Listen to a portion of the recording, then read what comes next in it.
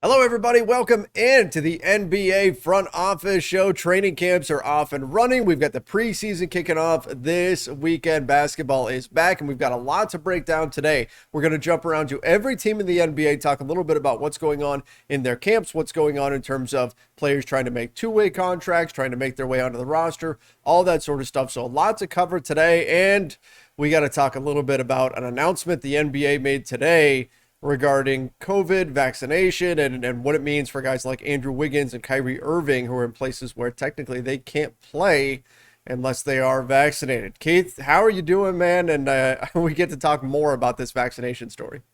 Yeah, right. It's I think we all wish it would just be gone and go away, Yes. but it's not in the world, so of course it's not in the NBA.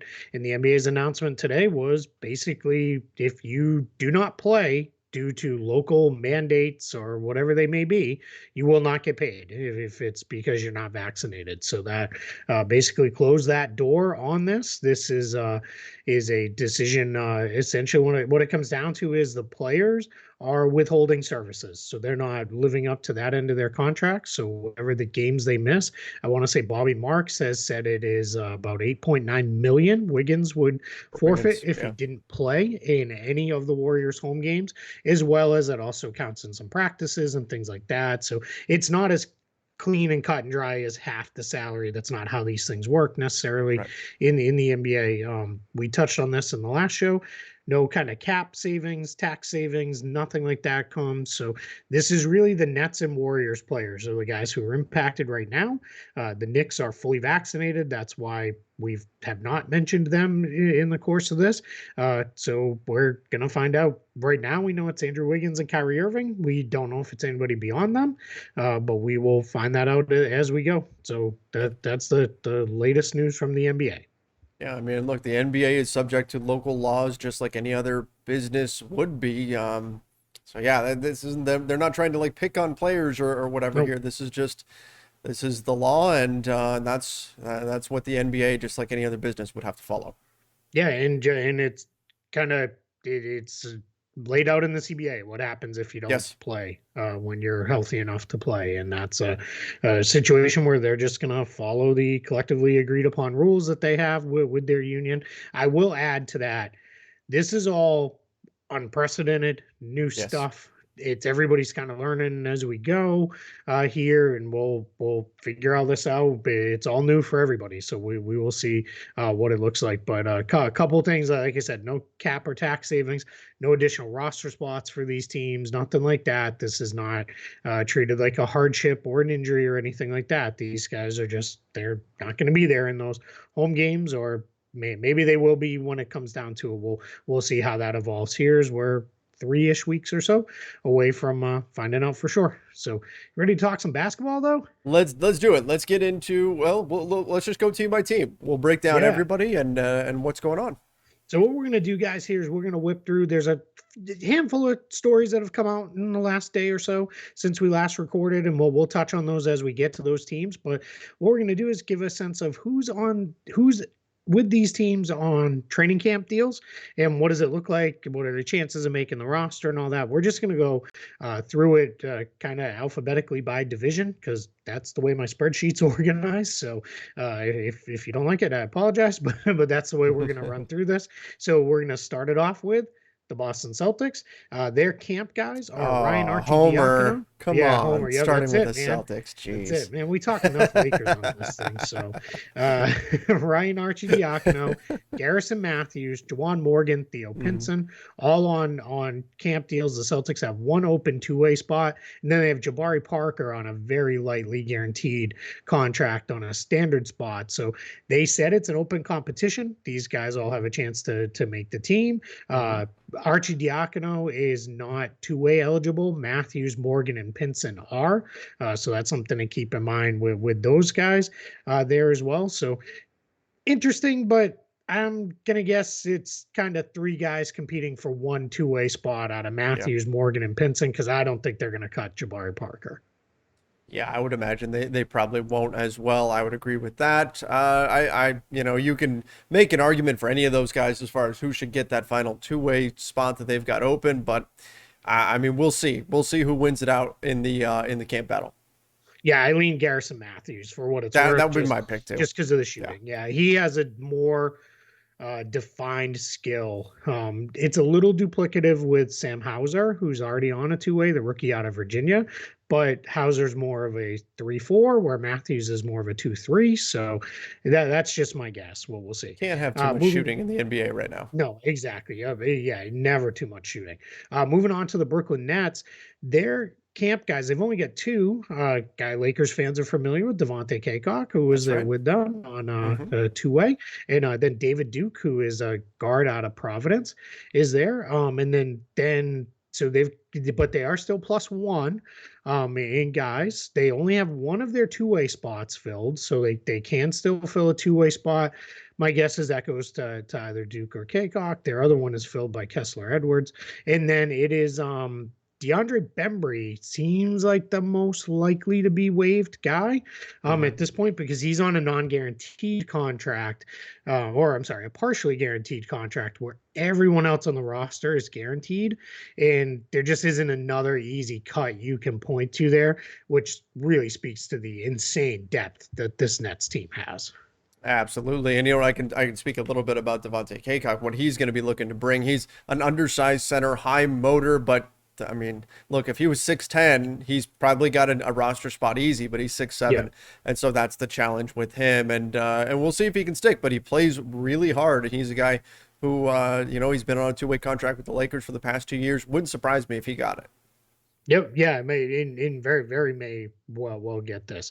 The New York Knicks have Dwayne Bacon, veteran guy's been around for a few years now. Wayne Selden, blast from the past. They added him late in right before camp. Amir Sims and MJ Walker, a couple rookies. So they have an open standard roster spot right now.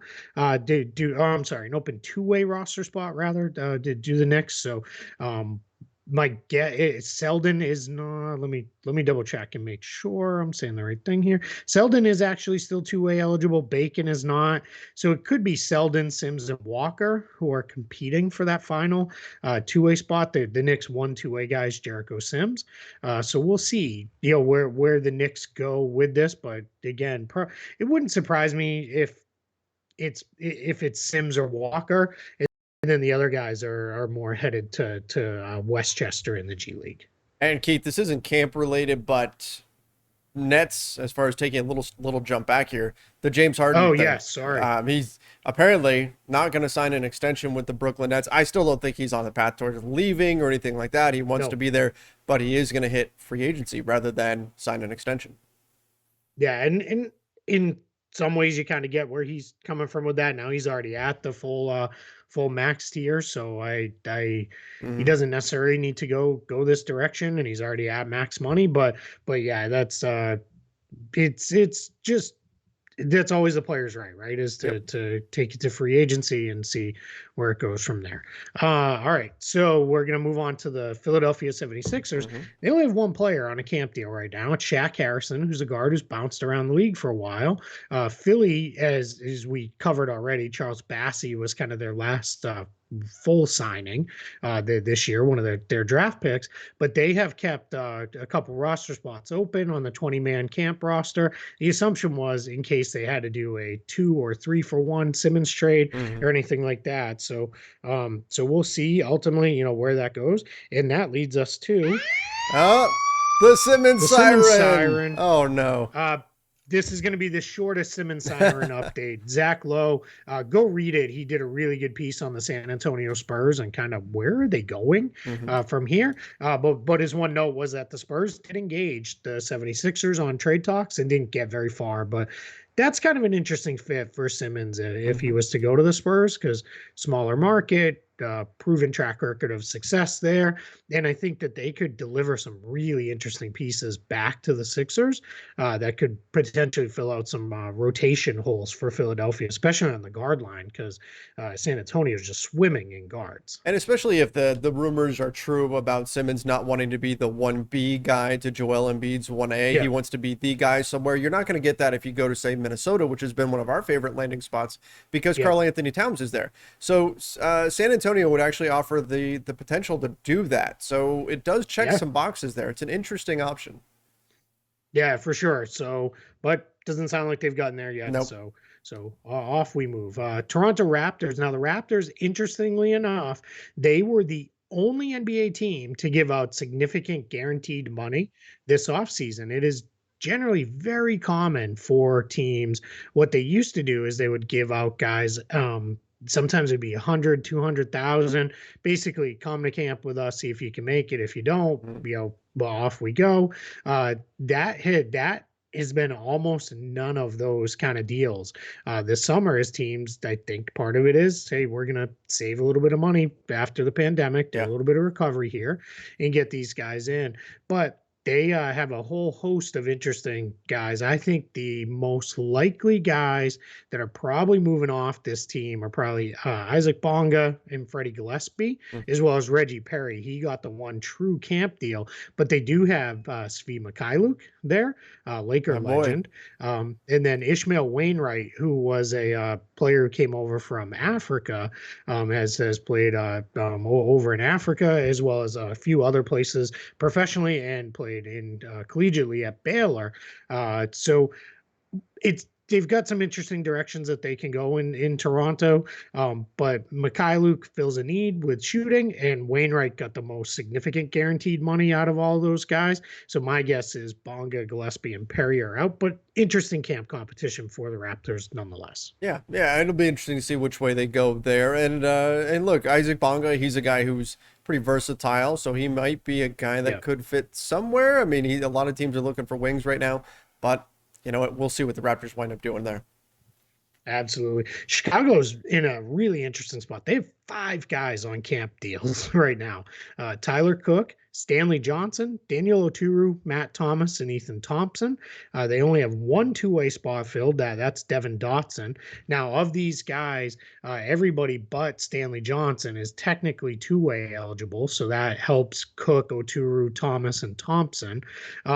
And Stanley Johnson may have been helped by the fact that the Bulls have some injuries that they're dealing with Patrick Williams and Hmm. Kobe White. So we may see Stanley Johnson, if he looks okay, have his deal converted. How it works with a camp deal is if you make the roster, you probably remember this with Dwight Howard a couple years ago with the Yeah. Lakers.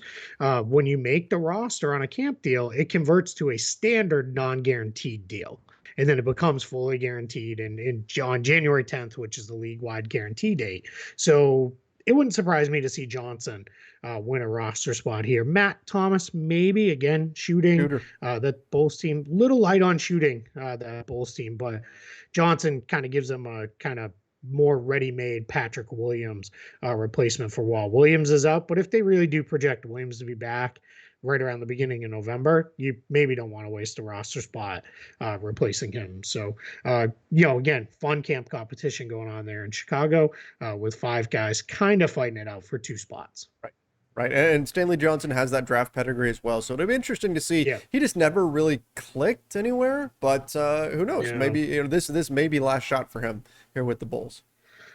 It might be. This could be one of those where if he doesn't make it this time around, probably sticks around here and plays in the G League and then gets a 10-day or something. Right. But if he doesn't stick, then he's probably headed overseas, and he could have a really good long overseas career. Moving on to the Cleveland Cavaliers, they've got four guys in camp on camp deals, and I should have said this off the jump. The standard is generally three. Usually you have 15 regular roster spots, two two-way spots. That's your 17. And then you usually bring three guys in on camp deals. So when you're bringing in more than three, that means you've got an open roster spot somewhere. And for the Cavs' sake, it is a two-way spot that is open. All four of their guys have two-way eligibility, and they've got Mitch Ballack, Taco Fall, Kyle Guy, and RJ Nemhard there. Kyle Guy has been around in the league a couple Yes. years with the Sacramento Kings. We all know Taco. Yep. So it'll be interesting. I love Taco. So let me start with that.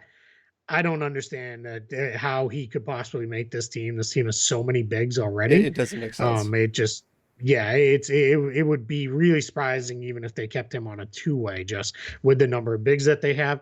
My guess is it's going to be Nemhard or Kyle Guy, just because Nemhard has a little bit more size and Guy in theory is a shooter. So we'll see with that one. But guys going there. The Pistons, they added 3 guys very late in the going.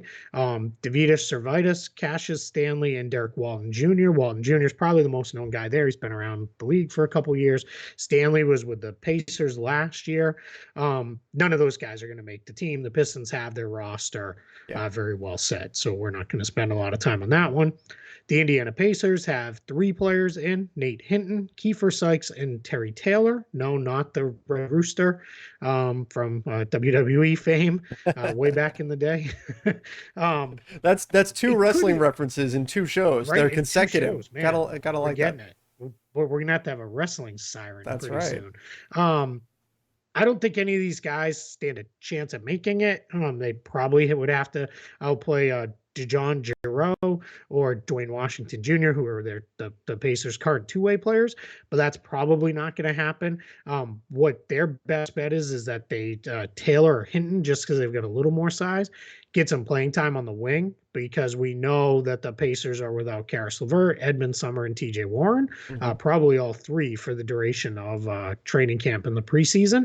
So maybe those guys can get a little extra time in there. Yeah, they need wing depth, and if they can find that, maybe that gives them a shot. But like you said, it's hard to see them unseating anybody here. No. Yep. Milwaukee, they're +1, so they've got 4 guys in, and that the last one just happened today. Eric Nem of the Athletic reported they brought back Elijah Bryant, who they just waived a couple days ago. They're going to bring him back on a camp deal. So they've got Elijah Bryant, Javin DeLaurier, Johnny O'Bryant, and Tremont Waters there. So Bryant's a guy who was around the NBA for a while, has been playing overseas for a couple of years, really kind of improved his stock. And then Tremont Waters, former G League Rookie of the Year a couple of years ago when he was with the Celtics on a 2-way contract and playing for what was then the Maine Red Claws. They're now the Maine Celtics. They have an open standard spot. My guess is it's either Elijah Bryant or Johnny O'Bryant who gets that standard spot. If anybody, they may be a team that leaves it open because they're deep into the luxury tax. Yeah, it would make a lot of sense for them to leave that spot open and then wait, because they're going to be a destination on the buyout market as well as the reigning champs. So it's got to be attractive for them to just say, you know what, we're going to roll with 14, and then we'll add a 15th later on in the season.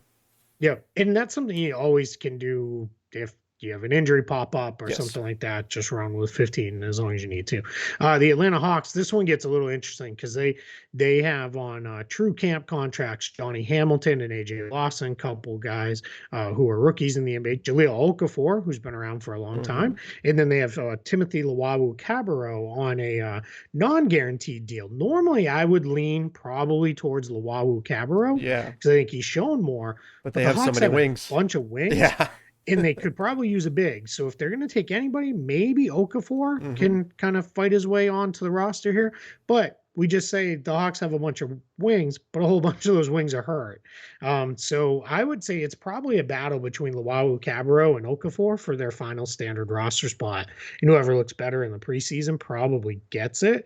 Maybe Cabarrot, or Luwawu-Cabarrot rather, if a couple of those guys aren't ready to start the season. Yep. There's a joke in there somewhere about Hawks and wings and broken and all that sort of stuff, but I'm not going to slow your roll on that.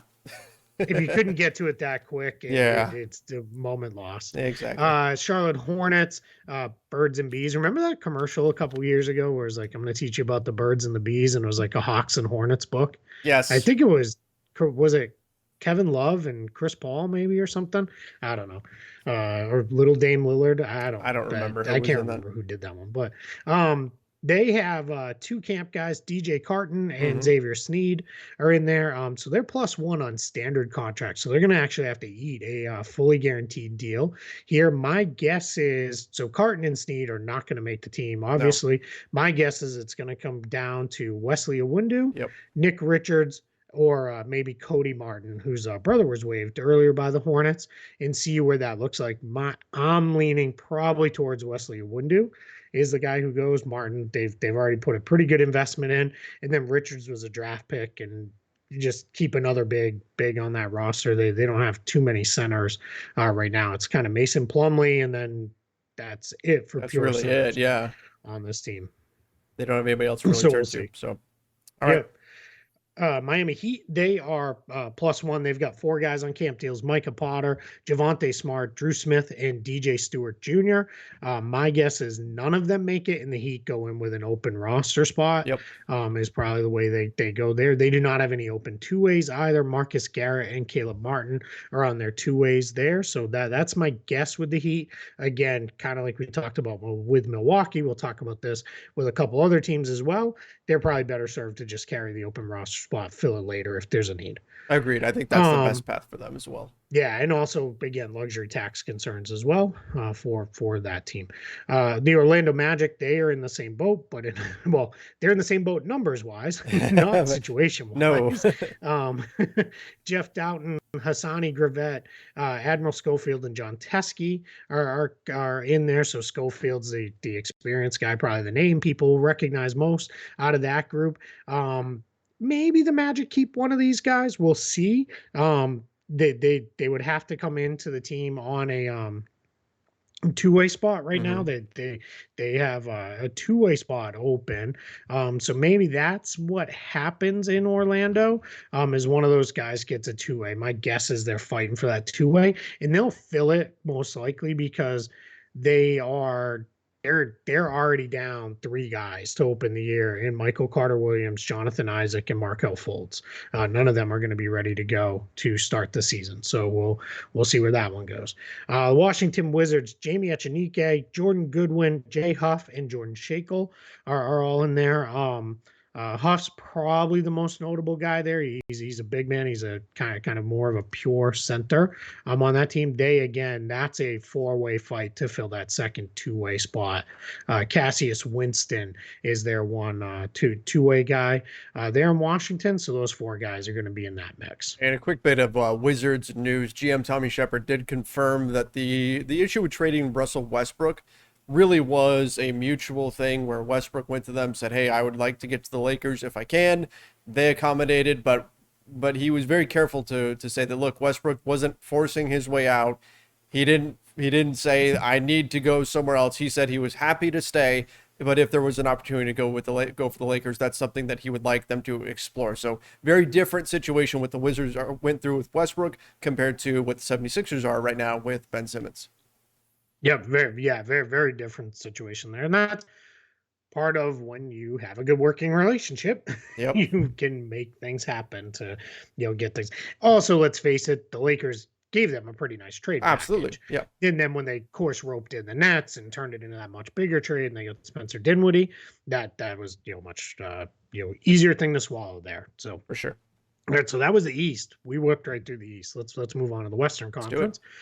Dallas Mavericks have Moses Brown in there on a partially guaranteed contract of about $500,000, and then they have Farron Hunt and Carlick Jones are the 2 non-guaranteed guys.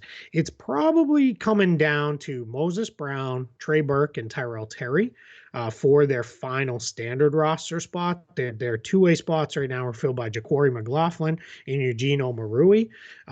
So I could see Dallas going in a bunch of different directions. I really like Moses Brown. I like his potential. He's the guy that I think sticks. Yeah, I would like to see them keep him. The only challenge is we're going to get into this in a second, but they've got Dwight Powell, Willie Cauley-Stein, Boban as all pure centers. Porzingis and Kleba play there plenty too. So that's the tough thing. I personally would move on from Trey Burke. I think we kind of know there you're going to have to eat the most money on that contract, but why not? Maybe Terry still has some upside there, but I would keep Moses Brown if I was the Mavs with that one. And then the news out of Dallas is they came out and said today Dwight Powell will start at center and Kristaps Porzingis is going to start at the 4. They see Porzingis as a 4. So, and if he start next to Powell, he really is the 4 versus if they started Kleba, you could kind of say, all right, well, he's the 4, but he's really going to play the 5 with that. So they're committed to it, and let's see where it goes. Well, and Luka and Powell have a bit of a mind meld in terms of the pick and roll. And Luka does he does a great job finding everybody, but he really has great timing with Powell. And so that makes some sense there. And I think that, look, saying that Porzingis is the 4 to start the season doesn't mean that he's going to play 35 minutes a night at the 4. I think there's still going to be opportunities for him to play center. That's just the way they're going to roll out from the get-go. Yep. You don't have a problem if he starts at the 4 as long as he plays some 5 Yeah. at some point. For that team. All right, moving on. Houston Rockets, their camp guys are Monty Brooks, who was one of their two-way guys last year. He's on a camp deal this year, and Dacian Nix is the other one. And then they have Kyrie Thomas on a non-guaranteed contract. Those are the three guys who I think get cut because I don't see another easy cut to get to Yeah. on this roster. Everybody else seems to have a spot there. Of course, they are going to continue to do what they can to try to trade John Wall, but that seems unlikely, at least at this point in the game. Yeah, he will continue to take up a roster spot, but will not be there for the games. Yep, that's it. Memphis, we've talked about them quite a bit this offseason. Oh, they've been plus, so they're going to have to eat a salary. Their two camp guys are Shaq Buchanan and Sean McDermott, who is with the team on a two-way. Those two guys are headed for the hustle, clearly of the G League. But Chris Dunn is maybe in the mix with, he's probably battling Jarrett Culver, John Conchar, and Sam Merrill for that final spot on Memphis's roster. Everybody else that they have is either a rotation guy or a recent draftee, as in this past draft. Yeah. So let's see what happens between Dunn, Culver, Conchar, and Merrill. My guess is those guys fight it all the way down to the end of camp. They just traded for Culver too. I mean, they made a bunch of different moves, and ultimately it wound up with Jarrett Culver. I would have to think that's going to give him the leg up, but who knows? If he gets outplayed in camp, you never know. And some of these guys, like Chris Dunn, defense first guard, these guys may wind up somewhere. Same thing with Conchar. These guys will end up somewhere, I think. But there's just not enough room on this Grizzlies roster. Yeah, that's the challenge, right? Conchar and Merrill, both shooters. Culver, you could still talk yourself into him having some potential. He's 22 now, going into year 3. And then Dunn, you got to kind of look at it and say, what do we think? He's already 27, Chris Dunn is. So that also may factor in as well. He's, a little bit older. He's the one who's on the shortest contract too. So, but he's also making the most money of those three guys, or he's probably almost even with Culver at this point. So yeah, he might be done. That's a fun battle to track. Yeah. Throughout Memphis to see what happens, and it may be even something too where an injury decides it as well. New Orleans, their two camp guys, Zylan Cheatham and Jared Harper. Cheatham was with the Pelicans previously. Then he was involved in that whole big trade that got expanded. Not this past offseason, but the one before that sent Adams and Drew Holiday and with the Bucks and the Thunder, and they were signing and trading two-way guys, and it was really fun for cap nerds like us. Jared Harper was a two-way guy with the Knicks last year. Prior to that was with the Suns. They're probably going out. And then Wenyen Gabriel is their only other guy on a non-guaranteed deal. So my guess is he is probably going out as well, because I think we're going to see them roll with Didi Louzada. Would probably be the only other guy in competition. And they just re-signed Louzada to a pretty good deal lengthwise. Yep. There. So that's a sign that he's the one who probably stays. Yep. All right. San Antonio, Al-Farouq Aminu. And so San Antonio is in an interesting spot. They have no camp guys and they have no non-guaranteed guys either, minus Drew Eubanks is their only non-guaranteed player. And Eubanks is, I apologize, Eubanks is guaranteed now. So they have 17 fully guaranteed contracts, and then they have one two-way contract. So of their 18 guys, they've got to cut 2. Yeah. There. My guess is Al-Farouq Aminu is the one who gets cut. That would mean eating $10.2 million, but he just doesn't really have a place on that team. He'll land somewhere if he does. Let's see. He's got to show that he's healthy. Yeah, well, yeah. I mean, if he's healthy, but I'm saying with how starved for wings a lot of teams in the NBA are right now, I think somebody will pick him up. Again, health is a question. As a 3-4 guy, yeah probably. And then I, despite the fact that they just re-signed him and gave him a guaranteed deal, I think it was more of a thank you kind of thing for his service there. I think Keita Bates-Diop is the other guy who gets waived in San Antonio, because Jock Landale, they brought in from overseas. Eubanks has actually played a role for this team. Zach Collins is still not healthy, so you probably want to have Eubanks there.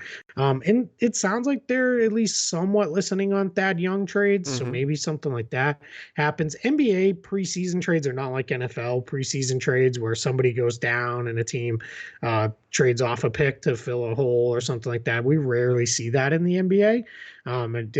But if the Spurs could get a first round pick or something like that for Thad Young, then maybe they say, yeah, let's get it done and move on this. So all right. Denver Nuggets, they've got 3 camp guys. Pretty easy, I think. That they'll be the 3 who go. Tarek Black, we already talked about back in the league. Good to see him get back. Davin Reed, who is an interesting guy coming out of the draft a couple years ago. He's getting another NBA shot. And then Matt Ryan, no, not Matty Ice of Boston College and Atlanta Falcons fame. I tweeted that he's sick of the Falcons and he finally decided to give it a shot in the NBA. But yeah, can you throw a few passes to Calvin Ridley first, please, Matt Ryan? Come on, help me out. Somebody has Calvin Ridley in fantasy football. That's right. Yeah, my guess is none of those 3 make the team out of camp. Maybe one of them could make it over Vlatko Čančar, but I don't think that's going to happen. Yeah. I think they'll stick there. Minnesota, they have an open standard spot, so they're +1, and it looks like maybe it's Brian Bowen, Matt Lewis, Isaiah Miller, and Chris Silva. Silva is probably the most accomplished guy in the NBA. He got some minutes for Miami a couple years ago, and then Brian Bowen was a big-time recruit. He was one of the people, I think, that got Rick Pitino in some trouble back in the day at Louisville, and then he never ended up playing there as far as I know. But those 4 guys. But I think this is one where they leave the spot open because the T-Wolves, despite the fact that they are bad, they are way over the cap, hovering right at the tax right now. So if they keep one of those guys, they're going to actually be over the tax line, and you can't be over the tax line if you're Minnesota. Not when you're a non-playoff team. You're just not good enough. Exactly. Oklahoma City, they added 2 camp guys in the last couple of days, Rob Edwards and DJ Wilson, and then they've got a whole bunch of guys on contracts that they could potentially move on from. They also, we covered that they claimed Mamadi Diakite, who was with the Bucks last year. They claimed him off of waivers the other day. My guess, and this is strictly a guess because who the hell knows with this team, right. With the way they've cycled through guys, is Gabriel Deck is the one who gets waived here, but that is strictly a guess. I have literally nothing working into that because it's kind of a mess in Oklahoma City. Their easy cut was going to be Charlie Brown Jr. Lucy pulled the football That's away, right. Landed on his back again, and he got shipped out. But they did that when they made Diakite claim. So yeah, I don't know. Edwards and Wilson definitely going to go, and then we'll see from there. It's OKC, so they could completely pull a shocker out of nowhere. If there's some way they can move any of these guys for any kind of pick, they're going to do that. Just be confident in that. Yeah, right. That is true. All right, you want to hear a whole bunch of names I know that are on camp deals? Let's do it. Portland Trailblazers, Marquise Chris. That's right. Quinn Cook, Patrick Patterson, and Dennis Smith Jr. My guys. And the Blazers have 1 open roster spot, too. Standard roster spot. Their 2 two-way spots are filled. Of course, none of those 3 guys are two-way eligible anyway. But those are some names fighting for that last spot. Here's the challenge. Portland's already $1.3 million over the tax without counting any of those guys. So one of those guys makes it. You're going to bump that to about $3 million over, but Portland has paid the tax in the past. So kind of fun names, at least to watch in Portland, and a bunch of veterans. And Damian Lillard had some comments recently about feeling like things were starting to move in the right direction. So that's a positive. And I would think that if there's somebody that really clicks in camp, whether it's Quinn Cook or whoever, right, any of these guys, if any of them really click in camp, I think that you went right for the former. I did. I did just because I know he's a good dude. You know what I mean? Like he's one of those guys that you root for. No, I like Quinn Cook that you get behind. So, but no, when you look at all these guys, if any of them click, any of them work, it's just going to perpetuate that positive vibe. Like, hey, look, we'll pay if we found a piece that we think is actually going to help us. So I think that there is a reality out there where he winds up, where the Blazers wind up keeping one of these guys and just paying a little bit extra. Let me ask you a question. Yeah. So Lillard says that the only thing that they did that was really moving in the right direction was the Larry Nance Jr. trade. Yeah. And I liked that trade. I think he's a huge upgrade over Derek Jones Jr., who I like, but I just think Larry Nance Jr. is that much better.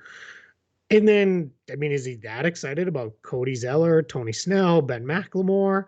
I guess I'm a little confused as to, re-signing Norman Powell. Did that get him that jazzed? I guess I'm just, is this just more Damian Lillard being a good guy, franchise icon, not wanting to rock the boat? Keith, what's with the Cody Zeller hate?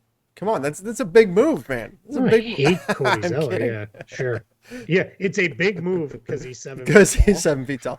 No, I think that part of this has got to be the media day optimism, right? I mean, this time of year, every team is 0 for 0. Everybody has the same shooting percentage, right? And everybody's in the best shape of their lives. Everybody's feeling good. I think the tune may change come January and February when we get to the dog days of the season. But for right now, everybody's excited and everything. So it would make a little bit of sense for Lillard to still be at least a little bit upbeat and optimistic about, what he's got here. And I think that's fair. All right, finishing out the Northwest Division, 4 guys on camp contracts for the Utah Jazz: Derek Alston, Marquise Bolden, Malik Fitz, and Maceo Teague. Bolden's the name people probably recognize of that group because he was in the NBA briefly last year with the Cleveland Cavaliers. They're not going to keep any of these guys. They're going to keep a roster spot open. Flexibility reasons. Mm-hmm. They're also $16 million into the luxury tax. I don't know if the average person would know that they have the 4th, or I guess it's actually the 6th biggest luxury tax bill in the league right now is the Utah Jazz. New ownership as it stands. Yeah, new ownership, spent money, right? They're new deals kicking in now for Rudy Gobert and Donovan Mitchell. That's, of course, what really upped that number. But then, they spent money to go sign Rudy Gay. And it looked like when they started the offseason that they were shedding money with the way they moved Derek Favors. But then they turned right around and spent money on, like I said, Rudy Gay, trading for Eric Paschall. So, good for the Jazz for doing what they can to kind of keep this team together. But none of those 4 guys are going to make it solely for that reason. No, and I think if you're Utah, you looked at the situation, you said, okay, Derek Favors, what are they paying him? Like, what's it, $10 million, I think his contract was? Somewhere in that vicinity, right? About $10 million. And then you looked at the guys that you could pick up on a veteran minimum, and you're saying, is there a huge difference, a big enough to, $7.5 million difference virtually between that player and that player, and so that's why they did. Now they landed Hassan Whiteside, so that makes sense to me, at least from a financial perspective, for them to do that. And there were rumors that they might even consider moving a guy like a Joe Ingles earlier in the summer because of the financial concerns, but apparently they've said, you know what, we're gonna roll with this and see what we can do. I mean, number 1 seed in the Western Conference last year. Yeah, and should be just as good as they were last year. Yep. There's no reason to, I think that they'll be much worse. So, if anything, they might be better with better health, right? Because they were really banged up down the end, and then in the playoffs, they should have beat the Clippers, though. Let's leave it there with how banged up they were. They missed a shot to go to the finals last year. I think you got to feel like you really missed an opportunity. But maybe that's the rallying cry for them this year is like, hey, let's not miss that shot again. Let's make sure we get there this time around. Right. Pacific Division going to close us out with the final 5 teams. Golden State Warriors, 3 vets in there: Jordan Bell, Avery Bradley, Langston Galloway. Those are all camp deals. The Warriors challenges, they have 1 open roster spot, and it's a 2-way, and none of those 3 guys are 2-way eligible. So none of them are going to be doing that. So they're also have Michael Mulder on a non-guarantee. Gary Payton II is on a partial guarantee, as is Damian Lee. My guess, I don't see how Bell, Bradley, or Galloway makes this team. I'm not seeing it where the easy cuts would be unless they really wanted to move on from Gary Payton II. And that's including, I think, Michael Mulder is probably already headed out as well. Right. And the Warriors are one of those teams where, like the Knicks and like the Nets, I mean, their final cuts could come down to vaccination status. Like, as much as you hate to say it, but if a guy's not available for half the game, it's tough to keep them on the team, particularly when we're talking about such a difficult team to find a spot on. And you got to factor in too, at least as of today, roster planning, you're not going to have Andrew Wiggins for half your games. Correct. So you've got to factor in, who can replace him. I guess if I'm going to lean anybody, I'm going to lean towards Avery Bradley. He's just got, I think, the best profile of all those guys. And sure. Went right to the former Celtic, Keith. There. Yeah. It's been a while. Hey, what, 3 teams? This is his 4th team. That's right. Since the Celtics now. So yeah. Clippers, same boat. They are they are +4. They do have an open roster spot. So they're going to kind of wage a camp competition. Harry Giles III, Isaiah Hartenstein, a couple of names you probably recognize out of that group. George King, he was a guy who was on a 2-way with Phoenix a couple years ago. He's a guard with some size. And then Moses Wright, a big man out of Georgia Tech.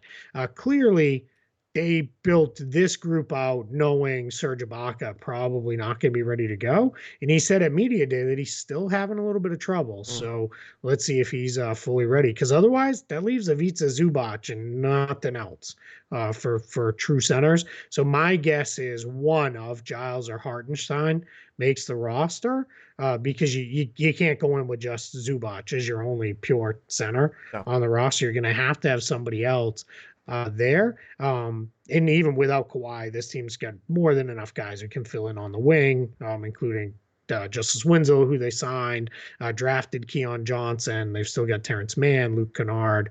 They traded for Eric Bledsoe for backcourt depth. So my guess is Giles or Hartenstein makes it. Yeah, and that's going to be something to watch during camp and during preseason, because I think you can make an argument for either one of those guys. It's going to be quite a battle, and I can't wait to see how it plays out. Should be a good one.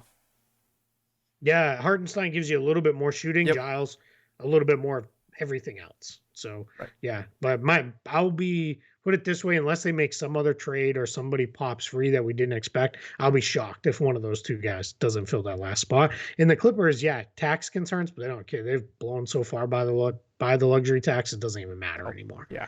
All right, let's get into your team. Camp guys, Chaundi Brown, Mac McClung, Cameron Oliver finally came through. That's right. that one waited, and then Trevelyan Queen gets in there as well. The reality is those 4 guys are all headed to South Bay, most likely. If any one of them was going to make it out, maybe Cameron Oliver could have squeezed his way out. One of them probably goes to the now open 2-way spot. That's what they're competing for. That filled up or became open rather when Austin Reeves converted to a standard NBA contract.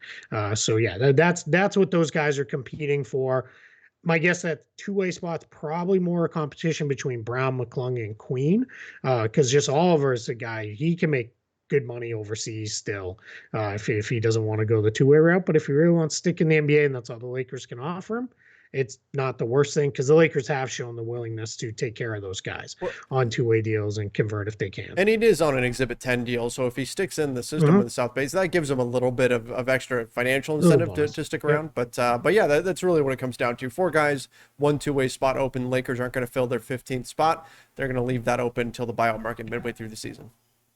Yeah, and that's it for them, is driven a little bit by the luxury tax concerns. Absolutely. They're not so far over that it's just spend. There's no reason to spend right now. And we've already talked about it on another show.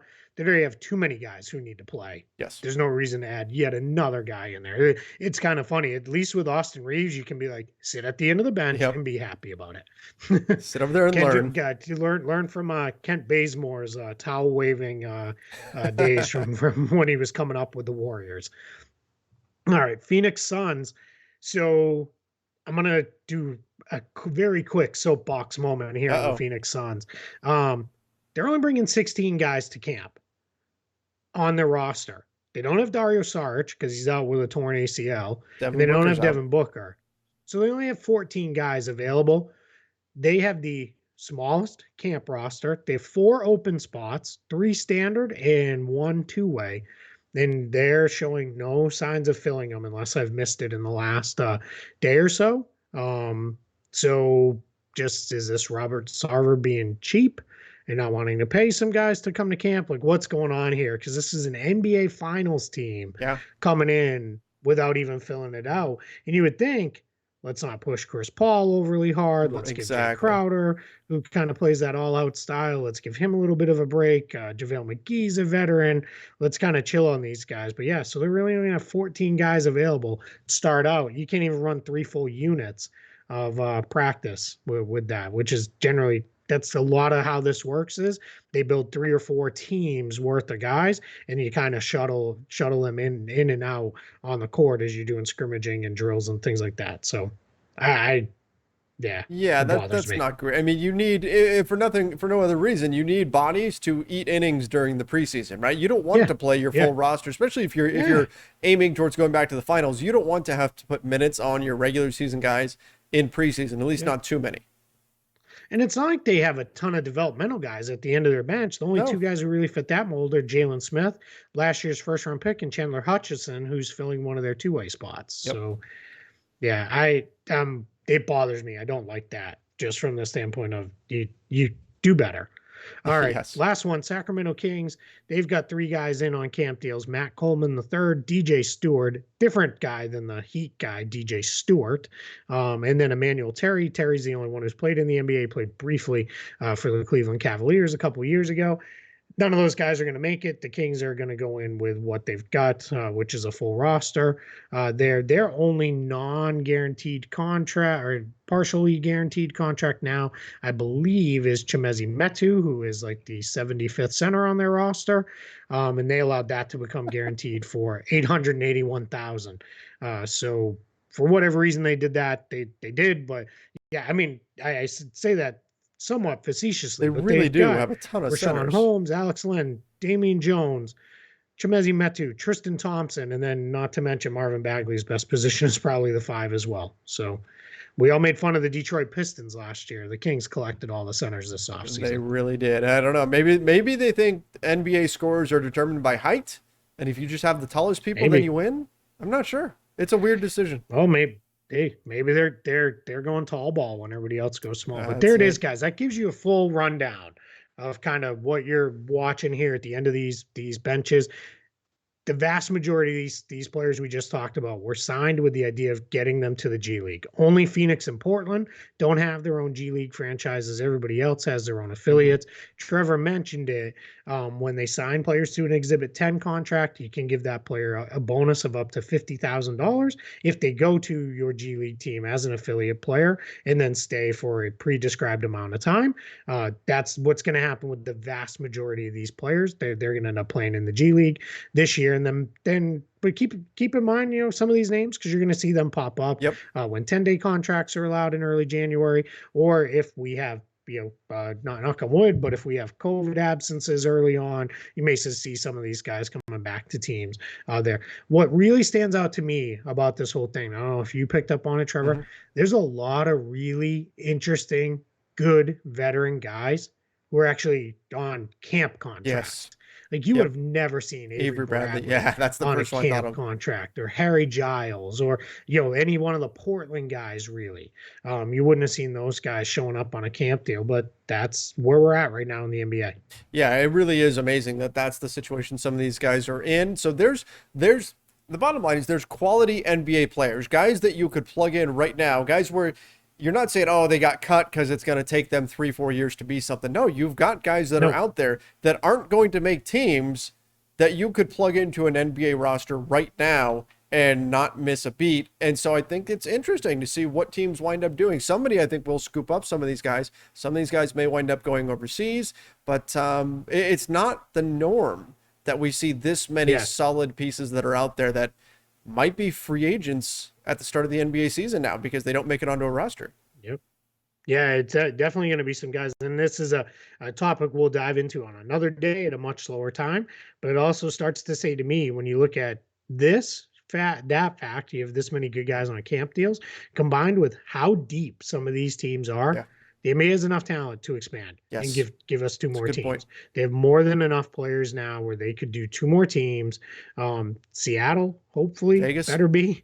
And then whoever, Vegas. I prefer 2 more West Coast teams to balance out the league. Ship Memphis to the East Coast, and now you've got you've got a nice balanced league there a little bit more. But I do think it is something to just keep an eye on. I think you're starting to hear teams buzz a little bit about it. Like, wow, there's a lot of talent in the league. I think teams have started to draft better. We're seeing less of the true draft busts Yeah. like we used to see. You still get a couple every year, but for the most part, it's these teams are pretty loaded now in the NBA. So I think we're in a position where just something to keep an eye on, because it's not like it was, when the last time they expanded and it was like, oh my God, like look at what happened. Right. Like this team is absolutely horrible. Like there's enough talent to build out a couple pretty good rosters. Yeah, exactly. And so this that's where we may be headed here. I mean, we've heard it for a while now in the NBA. I think there's a lot of incentive for them to go ahead and do it. I think you're right. I think they do add